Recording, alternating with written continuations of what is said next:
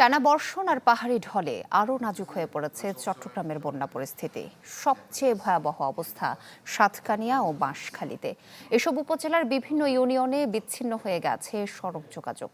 চরম দুর্ভোগে পানিবন্দী কয়েক লাখ মানুষ।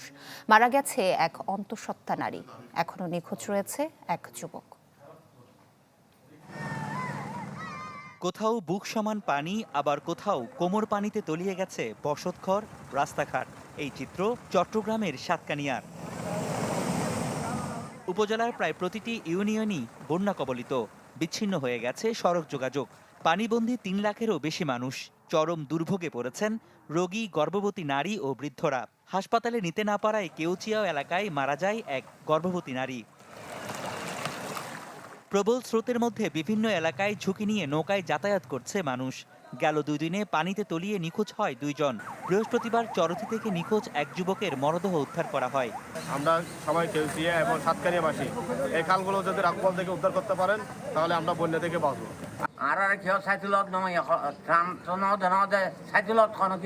উপজেলা প্রশাসন সবসময় আমাদের জনগণের পাশে রয়েছে এবং ইতিমধ্যে আমরা শুকনো খাবারের ব্যবস্থা করছি।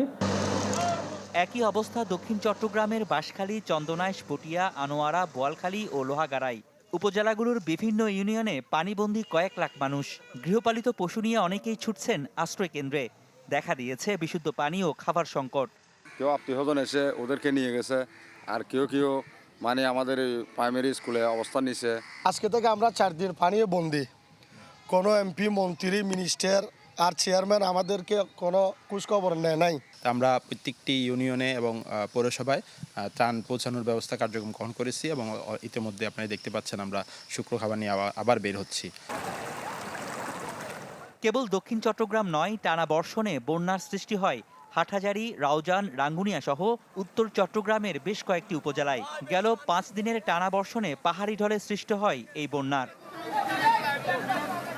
রনি দত্ত, চ্যানেল 24, চট্টগ্রাম।